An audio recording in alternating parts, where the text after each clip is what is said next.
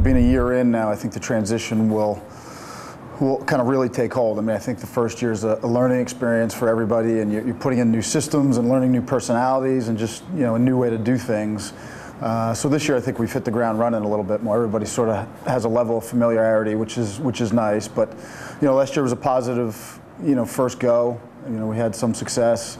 And I think our guys worked hard, and we had a reasonably good year. I mean, we've got some solid players coming back that have experience. I think last year my sense was there were a lot of guys kind of playing primetime roles for the first time, and then those guys got a lot of minutes. And I think hopefully that experience will serve them well. So I think that the depth factor will help us.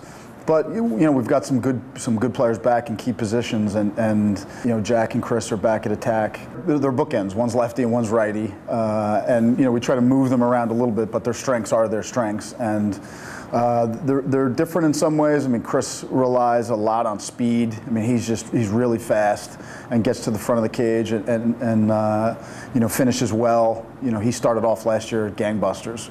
You look at our first few games, and he was really tough to stop. Some injuries, he got beat up as the year wore on, but very good off-ball cutter too. So I think he's has a lot of dimensions to his game.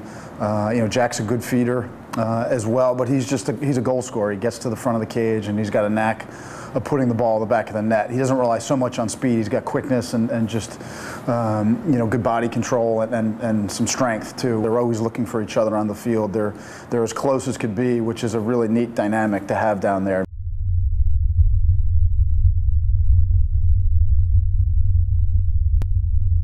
We always want to be good defensively. I mean, we've got to start there, and we've got to gel as a unit. I mean, good team defense. We think we have good individual parts and very athletic guys. And with Tyler in goal, and then Chad and Long, Jonathan Myers, John Cunningham, all are a little seasoned, which can't but help. Those guys coming together as a unit will that we're going to try to build on that end of the field, and that's returning some depth there will be helpful. That experience that we have, the goal will be how well we adapt and adjust and communicate on that end of the field, because there's transition and half-field offenses that are trying to put pressure on you nonstop.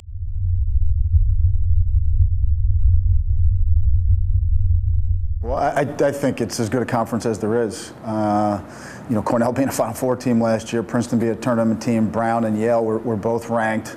I thought Penn was very good. I think Harvard's got a lot of talent, and Dartmouth beats Cornell, who's a Final Four team. So I think the strength of a conference can be, I think on any given day, anybody can beat anybody. And I think there's a really good energy in the Ivy League right now. There's very good coaching. There's good rivalries, natural rivalries, and I think 2011, it's much the same. The neat part in our conference now is the Ivy League tournament, which was a fun experience for us, having won it, obviously. But I just think a tournament format adds to the intrigue of each Ivy League game in terms of who's going to even make or not make that tournament. And there's obviously some large rewards for winning it and advancing in it. So you want to peak there and get into that Ivy tournament and do well conference-wise, and then hopefully get hot come playoff time.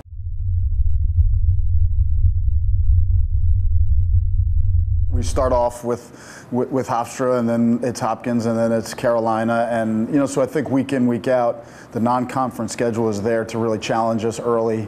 Syracuse is a non-conference opponent. We play Villanova this year for the first time. We play Rutgers as well. So it's a great test non-conference, and as we just the Ivies, it's a week in, week out. Nail biter. Those games are all 1 or 2 goal games.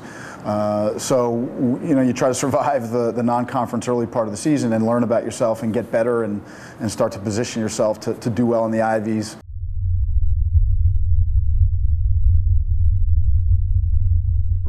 We dream big, but I think if we can maximize what this team can achieve, then we'll have had a good year. What that means, I think, still remains to be seen. I thought last year, was a good year, but we felt like we had the potential to go further than we did in an NCAA tournament. With this group, I'm not sure that I'd say the sky's the limit, but I think we have the potential to be very good. But we back that out with what we do every single day. You know, a saying that we've used is a season without alibis, you know, demands days without excuses. And we're just really trying to focus on the process is all that means, and trying to get our guys to understand the work, you know, that they put in now each day, you know, adds a foundation, adds a brick to the foundation. And, you know, we want to stay strong and peak at the right times, obviously, and you know, go as far as we can, really.